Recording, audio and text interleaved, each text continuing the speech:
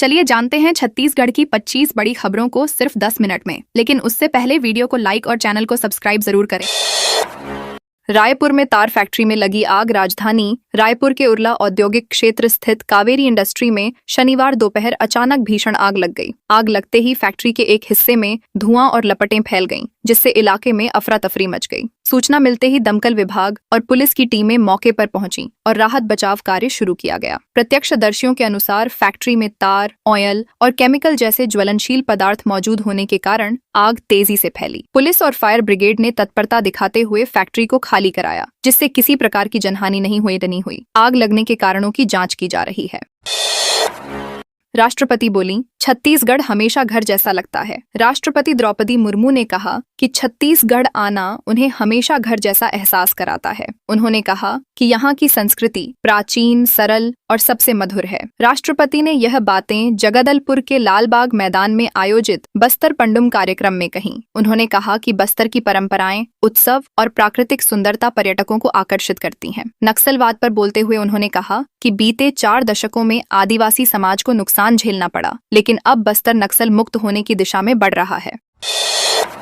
हथियार छोड़कर मुख्यधारा में लौटने वालों का स्वागत किया जाना चाहिए। सोने की कैंची से प्रधानमंत्री के बाल काटने की ख्वाहिश। रायपुर में 3 दुकानों से करीब 7 लाख रुपए की चोरी करने वाले शातिर चोर लोकेश श्रीवास उर्फ गोलू को पुलिस ने गिरफ्तार कर लिया है। आरोपी वारदात के बाद नागपुर और दिल्ली फरार हो गया था, लेकिन रायपुर लौटते ही पुलिस के हत्थे चढ़ गया। Anti crime and cyber unit और सिविल लाइन पुलिस की संयुक्त टीम ने उसे घेराबंदी कर पकड़ा। पूछताछ में आरोपी ने चौंकाने वाला बयान देते हुए कहा कि वह सोने की कैंची से प्रधानमंत्री नरेंद्र मोदी के बाल काटना चाहता था। पुलिस के अनुसार आरोपी दिल्ली, यूपी और तेलंगाना में 40 करोड़ से ज्यादा की चोरी की वारदातों में शामिल रहा है।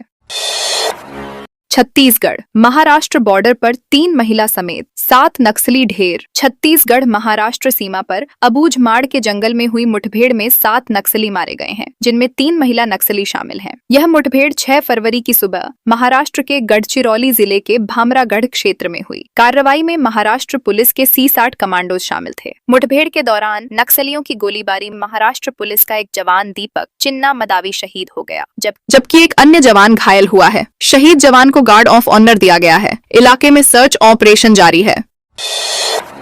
SBI बैंक के चीफ मैनेजर के घर 5 लाख के जेवर चोरी। कोरबा जिले के मानिकपुर थाना क्षेत्र में एक सूने मकान में चोरी की वारदात सामने आई है। दादर खुर्द मार्ग स्थित मकान की खिड़की तोड़कर चोर घर में घुसे और करीब 5 लाख रुपए के सोने के जेवरात चोरी कर ले गए। यह मकान SICL कर्मी नवनीत नाथ का है, जिसमें SBI बैंक के चीफ मैनेजर राजू मोदी अपने परिवार के साथ किराए पर रहते हैं। घटना के समय परिवार रायपुर गया हुआ था। देर रात लौटने पर घर का सामान बिखरा मिला। पुलिस ने मौके पर पहुंचकर जांच शुरू कर दी है। दुर्ग में 1 लाख हितग्राहियों का eKYC अधूरा। दुर्ग जिले में सार्वजनिक वितरण प्रणाली के तहत बड़ी संख्या में हितग्राहियों का eKYC अब भी लंबित है। विभागीय आंकड़ों के अनुसार जिले में 1,99,474 राशन कार्ड धारकों का eKYC अधूरा है। प्रशासन ने इसकी अंतिम तिथि 28 फरवरी 2026 तक बढ़ा दी है। इसके बाद राशन वितरण में परेशानी हो सकती है। दुर्ग जिले में कुल 4,96,000 से अधिक राशन कार्ड और 16 लाख से ज्यादा सदस्य पंजीकृत हैं। सरकार ने एक राष्ट्र एक राशन कार्ड योजना के तहत आधार प्रमाणीकरण अनिवार्य किया है। प्रशासन ने नागरिकों से जल्द eKYC कराने की अपील की है। दुर्ग में घरेलू मवेशी की पीट कर हत्या। दुर्ग जिले के छावनी थाना क्षेत्र में पशु क्रूरता का गंभीर मामला सामने आया है। यहाँ एक व्यक्ति ने घरेलू मवेशी को लोहे के हथौड़े से पीट कर मार डाला। घटना 5 फरवरी को सुंदर नगर नाला क्षेत्र की है। सूचना मिलते ही पुलिस मौके पर पहुंची और जांच शुरू की। पुलिस ने पशु क्रूरता अधिनियम और भारतीय न्याय संहिता की संबंधित धाराओं में मामला दर्ज किया है। जांच के दौरान आरोपी की पहचान बाबूराव उर्फ पंडू के रूप में हुई, जिसे गिरफ्तार कर लिया गया है। आरोपी ने पूछताछ में अपराध स्वीकार कर लिया है। दुर्ग में नाबालिग से गैंगरेप PWD का टाइम कीपर गिरफ्तार। दुर्ग में नाबालिग से गैंगरेप मामले में फरार चल रहे PWD के टाइम कीपर को पुलिस ने गिरफ्तार कर लिया है। आरोपी राजू कश्यप उर्फ कृपा शंकर को उत्तर प्रदेश के गोरखपुर से पकड़ा गया है। आरोपी घटना के बाद से फरार था और रिश्तेदारों के यहाँ छिपकर रह रहा था। पुलिस को लगातार इनपुट मिल रहे थे, जिसके बाद विशेष टीम गठित कर उसे गिरफ्तार किया गया। आरोपी मूल रूप से गोरखपुर का निवासी है और नौकरी के कारण दुर्ग में रह रहा था। दुर्ग पुलिस आरोपी को ट्रांजिट रिमांड पर लाने की प्रक्रिया में जुटी है। कुत्ता घुमाने से मना करने पर प्राइवेट कर्मी को पीटा। रायपुर के तेलीबांधा थाना क्षेत्र अंतर्गत शताब्दी नगर कॉलोनी में कुत्ता घुमाने को लेकर विवाद हो गया। कुत्ते से डर जताने पर 3 लोगों ने एक प्राइवेट कर्मी की जमकर पिटाई कर दी और जान से मारने की धमकी दी। पीड़ित शुभादीप चक्रवर्ती ने बताया कि घटना 5 फरवरी की रात करीब 10:45 पर की है, जब वह कॉलोनी में टहल रहा था। आरोपी कुत्ता घुमा रहे थे और मना करने पर बहस शुरू हो गई। पुलिस ने पीड़ित की शिकायत पर मामला दर्ज कर लिया है और आरोपियों की तलाश जारी है। बिलासपुर में जमीन का सौदा कर वसूले 13 लाख। बिलासपुर में जमीन बेचने के नाम पर धोखाधड़ी का मामला सामने आया है। FM ग्रुप के डायरेक्टर पर कलेक्ट्रेट में पदस्थ क्लर्क से 13 लाख रुपए वसूलने का आरोप लगा है। पीड़ित रविकांत शर्मा, जो उस्लापुर के साई नगर में रहते हैं, ने सकरी थाना में शिकायत दर्ज कराई है। रविकांत ने अमेरी पटवारी हल्का क्षेत्र में 940 वर्ग फुट जमीन खरीदने के लिए शोहेल मुर्तजा से एग्रीमेंट किया था। बताया गया था कि जमीन FM ग्रुप के नाम पर रजिस्टर्ड है। पैसे लेने के बाद न तो रजिस्ट्री कराई गई और न ही रकम लौटाई गई। एग्रीमेंट कैंसिल होने पर आरोपी ने फर्जी चेक थमा दिया। पुलिस मामले की जांच कर रही है। युवती को बदनाम करने इंस्टाग्राम पर डाली अश्लील तस्वीरें। बलौदाबाजार जिले में सोशल मीडिया के जरिए बदनामी करने का गंभीर मामला सामने आया है। सिटी कोतवाली पुलिस ने युवती की निजी तस्वीरें इंस्टाग्राम पर डालने के आरोप में निखिल ठाकुर को गिरफ्तार किया है। पीड़िता ने 6 फरवरी 2026 को थाने में रिपोर्ट दर्ज कराई थी। उसने बताया कि आरोपी ने उसकी निजी तस्वीरें सार्वजनिक कर दी, जिससे उसकी सामाजिक और पारिवारिक छवि खराब हो रही थी। युवती के विरोध करने पर आरोपी ने जान से मारने की धमकी भी दी और तस्वीरें अपलोड करना जारी रखा। पुलिस ने शिकायत के आधार पर अपराध दर्ज कर आरोपी को हिरासत में ले लिया है। मामले की आगे जांच जारी है।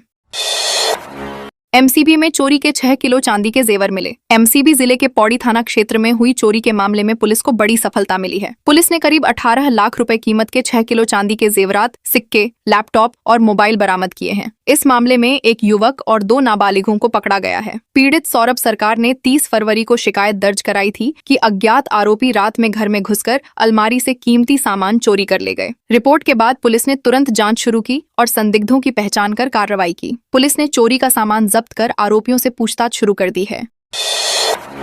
गौरेला में DEO ने स्कूलों का किया औचक निरीक्षण। गौरेला में जिला शिक्षा अधिकारी रजनीश तिवारी ने शिक्षा व्यवस्था को सुधारने के लिए सख्त रुख अपनाया है। उन्होंने कई शासकीय स्कूलों का औचक निरीक्षण किया, जहां छात्रों की कम उपस्थिति और कमजोर परीक्षा परिणाम सामने आए। इस पर DEO ने संबंधित शिक्षकों को फटकार लगाई और 2 शिक्षकों को कारण बताओ नोटिस जारी करने के निर्देश दिए। निरीक्षण के दौरान रजनीश तिवारी परीक्षा पे चर्चा कार्यक्रम के तहत मां कल्याणिका स्कूल पहुंचे। उन्होंने विद्यार्थियों से संवाद कर परीक्षा के तनाव से दूर रहने, नियमित अध्ययन करने और आत्मविश्वास के साथ परीक्षा देने के लिए प्रेरित किया। शिक्षा विभाग ने आगे भी सख्त निरीक्षण की चेतावनी दी है।